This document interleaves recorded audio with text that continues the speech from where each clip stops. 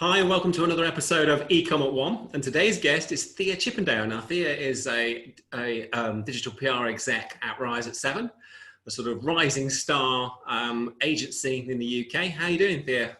I'm good, thank you. Thank you for having me. It looks nice and sunny where you are. Well, it's probably best. It's been raining for the past weeks now.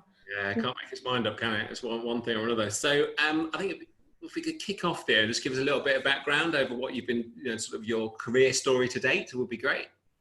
Yeah, so, I mean, obviously I'm what could be perceived as quite a baby to the industry. I've only really been in it for about a year. Yeah.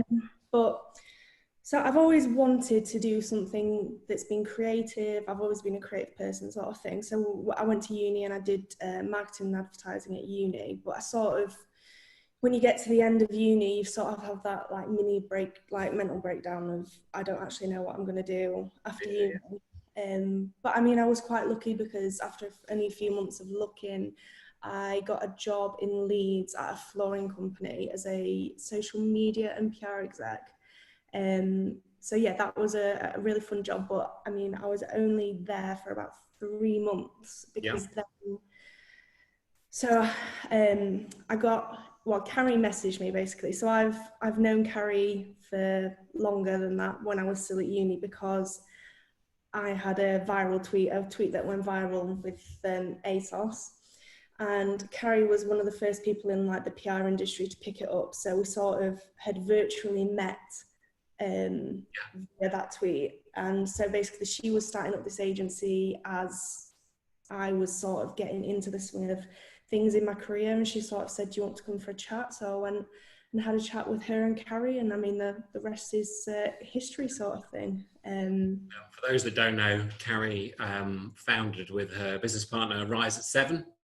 I think I saw on LinkedIn today it's your 1 year anniversary today, is that right? Indeed, we've had a little celebratory I don't know what it is, like Google Hangouts this morning. Team celebration this morning. Yeah, I'm sure you'll have a proper celebration in a few weeks or months. Yeah, 100%, definitely. Okay, so and you've been at Rise at 7 for about 10 months or so?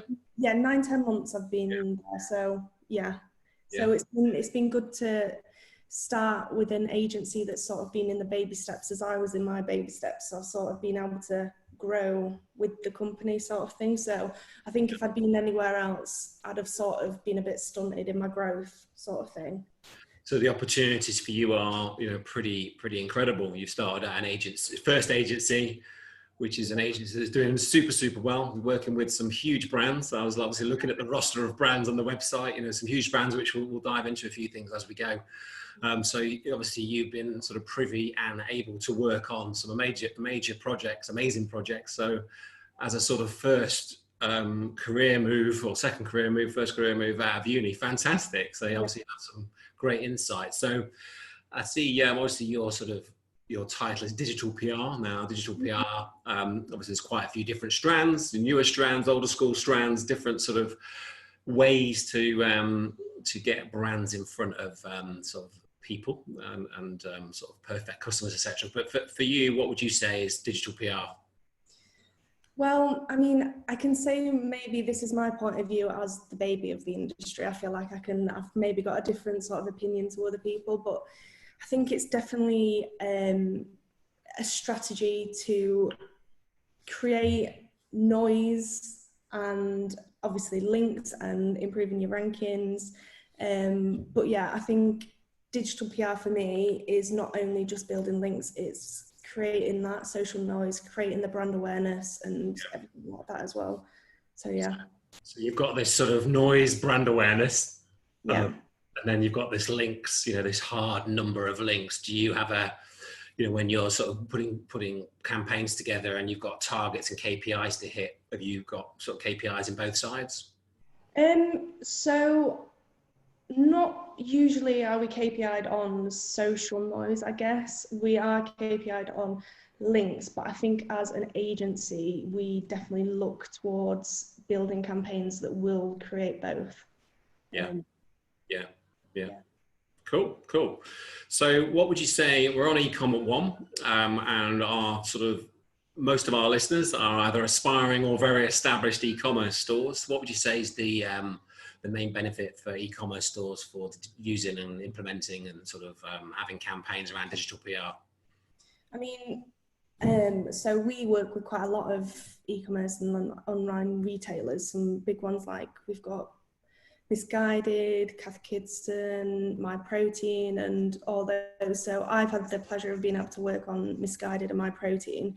Yeah. And probably one of the biggest sort of case studies that I can mention that's that probably, like, I don't know what the word is, like proves my case of the fact that digital PR is very beneficial, is we did, I think it was probably around November last year, we Missguided had some dog jumpers and some human jumpers, and we decided to put them together and push it out to press as a sort of matching dog jumpers sort of thing. His and hers and dog. Sorry. Yeah. I mean, who doesn't love animals? So it was always going to be a big hit. So, but anyway, so yeah, so I think we got around 90 links for that. And I think 80% of those links were followed links. So that was pretty good.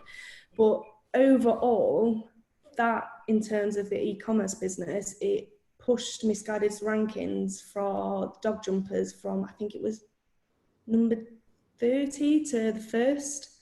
Yeah. And I think they're above like Amazon and Pets at Home and stuff, and it drove like 45,000 visits. It sold out. I mean, it was crazy. Yeah. Oh, fantastic. So e-commerce stores listening in, I think quite often what we hear and see is coming up with those ideas that obviously, so you've been given the task to create digital PR for a brand that works in the animal space. Do you sort of, what's your sort of ideas, sort of the way that you come up with your ideas as a company or as a team? Was that just something you saw and you thought, oh, let's try that? Obviously that's quite out there-ish. Is there a sort of strategy or advice you would give to firms that are looking to sort of do some more out there digital PR to come up with the ideas? I think it's very sort of beneficial, the fact that we've got a really amazing team. But I think it's more about being bold. You need to look at things with not only a PR sort of view, but what would a journalist love to cover as well? Because if you can think about what a journalist covers, then you're guaranteed to get a link, aren't you? So I think that brings me perfectly onto the next sort of question then. So I think having those relationships with journalists, how do you get journalists to feature your story? What's the sort of hook or the idea or the, I think the $1 million question, isn't it? Obviously a lot of ideas flow around a team. There's a lot of creative people in a business. But then, having that idea, creating something is one thing, but then getting journalists to hook into it and then run with it. What sort of things would you recommend and tips would you give around getting journalists on board? So I think it's a really tough one, because I think there is no guarantee that you will ever be able to definitely get a journalist to feature your story. But I think there's also a lot of points that you can learn from and be able to have a 99.9% chance of doing it. But overall, I think the basics is getting a journalist to feature your story is to make sure it's got and is relevant to the journalist that you're going to be targeting. So I think that starts with media lists and seeding lists. Well, they're the same thing, but people call them different things anyway. But that's where you're building a list of journalists that you're going to send it to. So what we do is we look at similar campaigns, sort of thing. So if we've got an idea, we look at similar campaigns, look at who's covered it, look at how they've angled it towards that journalist, and then that's what we go out with. And yeah. So and I think it's also about building relationships with journalists as well. So So if you obviously, as an agency and as an experienced team, you've got that media list, I guess, and that seed list, media list, contacts in the industry. But for those guys that are maybe listening to the podcast that are like, I don't have anybody, I've got nobody I can go to, I've got Google I can search for. What would you say to those guys, about getting started?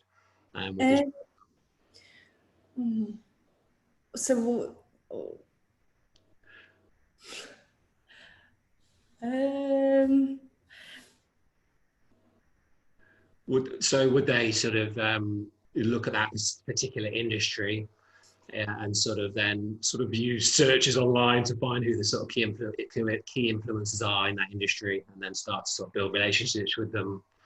Yeah, so I think a lot of relationships are built through Twitter at the moment. So looking at Twitter, what we usually do is we find a journalist that we'd love to have them cover a story, and then we look at who they're following, who journalists that they're following, and we follow them as well. We have chats with them. We sort of spring not ideas at them, because they're obviously very busy people, but say, oh, would this be something you'd be interested in covering? And then you've immediately got that sort of relationship with them, and that yeah. So I think like anything, it's getting started and knowing what to do is always that challenge, isn't it? You know, like all these now, I'd imagine you've only been there 9 months, as you say, and that first campaign is like, oh yeah, maybe like what we're going to do here. I mean, you've done 1, you've done 2, you've done 3, you've done 1 specifically in a niche, so you've got those specific niche contacts. You know, as we know in our agency, you know, we very much do e-commerce, hence we're on e-com at 1. So it's sort of e-commerce specific is one thing, and then e-commerce specific verticals is another thing. So, you know, if you're we do a lot in the dog and cat and sort of medicine for animals as well. And obviously getting started is always that challenge. But I think, like you're saying, Twitter, you know, you can get a feel for who's who, you know, and then you start building that bank of relationships. And then I don't know how you find it, but then you find those people are coming to you saying, have you got anything coming out? Are you working on any campaigns? It does get easier, doesn't it? Yeah, I get a lot of journalists that I've built relationships for Missguided that still come to me and say, we've seen this on the website, would you help us make a story out of it, sort of thing. So it's definitely good to build those relationships with people. So obviously you are a year out of uni is what you're saying, yeah? And I think a lot of people will be really sort of intrigued and impressed, you know, with what you've achieved in a year. Obviously, you've almost got like a dream PR job, I think, because a lot of people very much have. You know, I came to one of Rise at Seven's events, or the event that they hosted in, I remember, is it November time? Oh, I can't remember exactly now, but the SEO meetup that they did, came over with about 5 or 6 of us from our agency.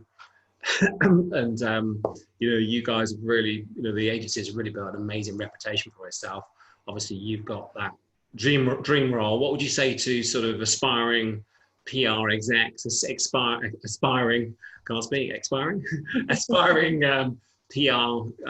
people that are maybe just left uni, or they're in the throes of in that final year? Obviously, a lot of people now, we're at that time of year where they finish uni, you know, and I think obviously the job market, particularly now, is going to be a very interesting one. You know, you could argue it's a good time, but I think ultimately a lot of firms are letting a lot of people, you know, go. What to sort of stand out in quite a crowded marketplace at the moment as an aspiring digital PR exec? What sort of tips would you give? So I would probably say, I know this is probably really generic to say, but I think being creative and bold with the way you approach potential employers, and not going for the norm of maybe just sending a CV, make it creative, make something that's going to stand out. Because I mean, people get CVs constantly, but having something that maybe is tailored towards the job that you're going for. I think we've had people that have applied as a PR pitch, like as a PR email, which has definitely grabbed our attention and stuff. Reaching out, but I think at Rise at 7 we work on 3 different sort of characteristics, and that's what I think what Carrie and Stephen sort of look for in the people that they hire. And I think we've got sharp as tack, enthusiastic as hell, and experts in the field. So I think it's definitely worth like keeping those in your head. I mean, not that I'm saying everyone's going to want to apply to Rise at 7, but sort of, I think they're definitely like 3 key staple pieces that I think people should definitely look at. So the big takeaway there is obviously a CV is really the minimal. Sending a CV in nowadays in a digital PR is not really going to cut the mustard, is it? There's 10,000 people every year, or I don't know, but there's tens of thousands of, PR exec graduates leaving, once go into the agency life or digital, PR execs as execs. To stand out, send something that's going to stand out, whether that's something, in the post that's going to stand out, whether that's like, say, an outreach piece from the sort of thing you're going to be doing in the role is reaching out to journalists. So show them the way that you would reach out, grab their attention, sort of thing. Yeah, we very much we're going to be putting our graduate track back on. Every year we take on 2 graduates or more, and we're going to be putting our ads live in a couple of weeks for our graduate program, which will be recruiting for in about 2.5 months, but it's about a 2-month process normally. So yeah, we're expecting we are genuinely expecting a lot more than just CVs coming through to get our attention. We are about 500 yards from the uni, well, no, a little bit more than that, about 800 yards from the uni now as well. So, we're expecting, quite an intake this year. And I guess you guys have a lot of, I think I saw on the slide that Carrie put on earlier, she's had 1,000 people apply to work at the agency, which is crazy. Okay, so you've worked on a lot of campaigns already, sort of coming up to your year anniversary, I guess, but has there been a standout campaign for you?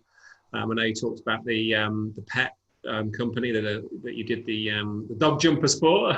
What would be the sort of your most favourite campaign you've worked on over the last sort of 9-10 months?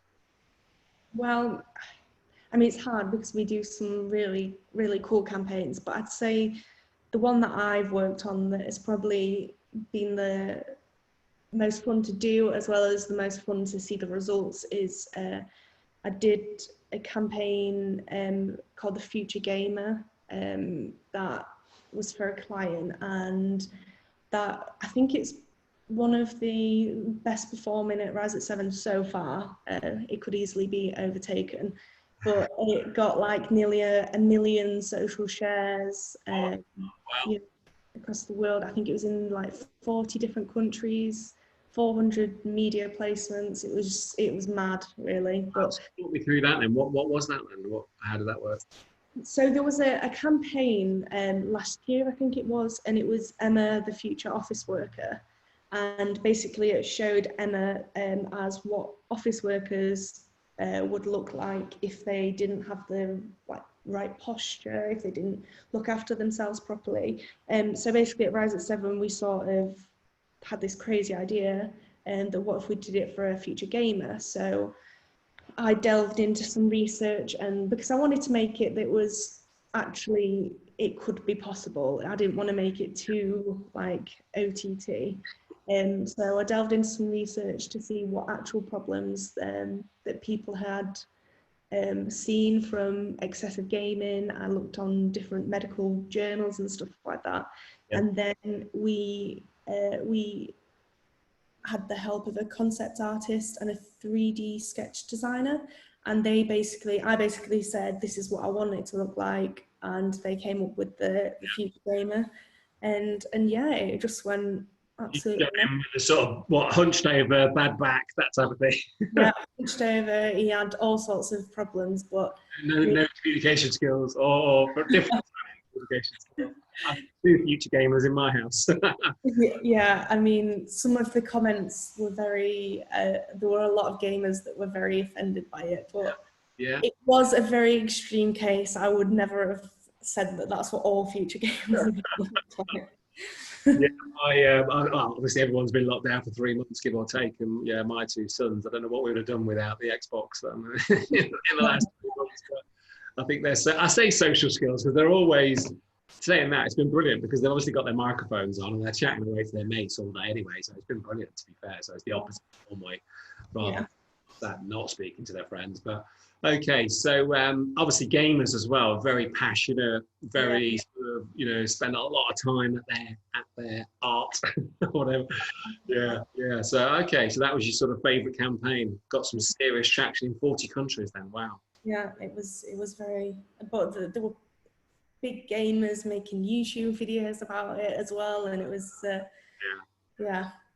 think the key takeaway from it was that when you do a PR campaign, doing something that's going to sort of create a bit of friction between people, something that's going to get a bit of a a bit of bias, controversial, you love hate type, get people talking, whether it's good or bad, sort of thing. Put fuel on the fire, sort of thing. So there's a lot of talk about TikTok at the moment. Is that something you've had much experience with within the agency or personally? Personally, I mean, I love TikTok, but I think it's definitely something that we've been sort of monitoring. And I know that there's a lot of people that from other agencies that have done some really cool campaigns about what some people in TikTok are going to be earning, because I mean, it's just absolutely mental. And especially since lockdown started, I think it's gone crazy with the numbers about what people can be earning. And it's an interesting one. I think we signed up for their ad platform just last week. So we're, as an agency, very early stages for deciding what we're going to do in terms of our, but we're definitely very keen to look at the ads, but we've not yet got any campaigns live, but it's everyone back to the office this week, next week. It's on the agenda to have a look at, but well, the interesting one, I think, for e-commerce brands particularly. I think it's like a black hole for people. I think people go on it for about 5 minutes and end up on it for the rest of the day. So, I mean, it's great for ads. So you can just have loads of ads. Well, even on Facebook, you obviously get the TikToks, on Facebook, and it's just like, why am I watching this? It's like half an hour's gone by. It's like, I know, it's crazy. So, when we talk about digital PR, stepping back to digital PR, you've got your placement, or your piece has been published by your journalist, and then published again and again and again, etc. And you've got your 50, 100, 400 mentions, whether that's on their websites or on social, But when we sort of go back to this sort of SEO terminology and SEO, we've got this thing called follow and no-follow links. Do you have a sort of opinion on that? In terms of digital PR for link building? And then the types of links that you can get. So I'm not an expert on this. So my answer may be shorter than some like SEO experts that you might have. And I've only been doing it for 9 months. So if I say something wrong, then I give permission to PR and SEO Twitter to tell me off. But I think there is definitely obvious benefits to having a followed link in rankings.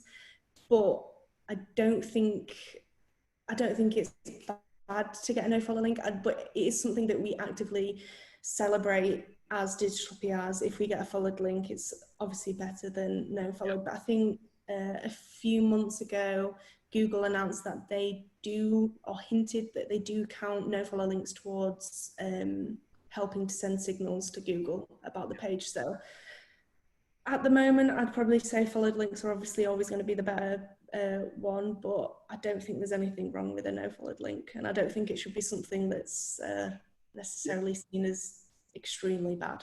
Yeah, totally agree. Obviously, ideally want the follow, but no follow is still, you're still getting a link. There's still that PR element, that actual eyeballs, looking at that source, So I think either way is better than nothing. Yeah, brilliant. So you guys are sort of, you mentioned at the beginning, your sort of KPIs, you're sort of targeted for the amount of links that you create for a campaign. So you've got a project, and the client then is sort of engaging the agency, engaging you ultimately, if you're the sort of the working on the account, to generate X amount of links. Is that how it works, or? Yeah, so I think usually it depends really per client and what type of contract they're in, but I think we usually KPI'd on links. Yeah. So the more links, the better. Brilliant. Okay, so e-commerce. Let's go back to, so you're given a project to work on. Let's say, let me think of an industry. We do a lot, say, in the watch industry, in jewelry, sort of nice sparkly things that can be anything from, a 100 quid watch to a 10 grand watch, a nice product, quite branded, usually, branded brands, watch brands. it's quite a big part of our agency. And I think a lot of people listening to the podcast will be representing and selling branded products. So what sort of tips and sort of what type of PR pieces would you recommend to people that are selling brands, like jewelry, if you're selling Tagger watches or I'm trying to think of watch brands, Hugo Boss, obviously you've got different, you've got the more expensive, the more medium, what sort of PR sort of ideas would you say are good ones for those? So, oh Lord. So I think it varies obviously quite different to what sort of client you have. So like you said, with maybe a more expensive brand, I think it's maybe more useful to do more of a sort of a campaign sort of PR, so creating an actual campaign and then pushing that out via the client. Whereas I would probably say for sort of fashion retailers that are a bit on the lower price band, so stuff like For Missguided is probably product PR. And I'm obviously new to the industry, so I didn't realise that product PR is commonly seen as quite difficult to get links for. But I definitely think once you sort of have more experience in it and you can sort of visualise a story from the products, then it's a lot more successful. Because if you just bundle a random products together, send that out in an email, a journalist is going to be like what am I giving to my readers here, sort of thing. But journalists often get KPI'd on how many social shares they get, how much traffic they get on their articles. So I think if you can sort of look at some products and so you actually sending products to journalists then, is that what you're saying? Or so what we do with Missguided is we round up products. So we will look at the website and think, well, they look pretty good. So I think just before the pandemic hit, or sort of as it was like lockdown was hitting, there was a loungewear drop on Missguided. So we angled that to journalists as, you're staying at home now, may as well get your job. Get your lab. I think there was a discount at the time for Missguided, so we sort of put that in the headline as well. Were you sending product to them, or were just highlighting those products? We're just highlighting them and sort of grouping them together for them, so they could literally just take that email and put that straight as an article. Yeah, so you're sort of doing the work for them, or to a point, and then they can take that, put their own angle on it. We actively will target stuff like that, e-commerce journalists specifically, and sort of like money saving journalists, because they love stuff like that. Because, like I said, they're KPI'd on people that go in on it. So as soon as somebody sees, oh, loungewear, I need that now, and oh, there's a saving on it, they're like, oh yes. So you say e-commerce. Have you got any sort of guys that are listening in to the podcast, any sort of good resources to find e-commerce journalists? Where there's a go-to resource, or you paid or unpaid that you would recommend? For stuff that's free, what I would do would probably be go onto these big publications and look for that specific section of I think you can find some of the journalists in the money sections or saving sections, and sometimes they're even in the lifestyle sections. But if not, we use Rox Hill, but that's a paid for tool. So, but yeah.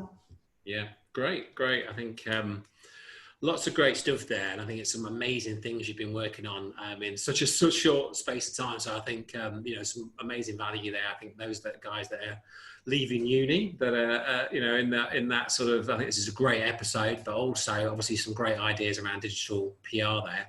So what I always like to do is finish each episode with a book recommendation. So I don't know if you're an avid reader, but what book would you sort of recommend to our listeners? See, when I saw this question, I was like, I don't actually have any books. Okay. But I can recommend places online that are Yeah, that's fine. So I would probably recommend a few things. Yeah. So there's a thing called Content Created, which is run by a guy called Mark Porter. And you can sign up to it, and it's a monthly newsletter, and he rounds up all of the best PR and content campaigns of the month. And it's just really useful. I think he includes stuff like the best PR people to follow and stuff like that. So it's really useful each month to see what other people are doing as well. Yeah. And to be able to see what's going on.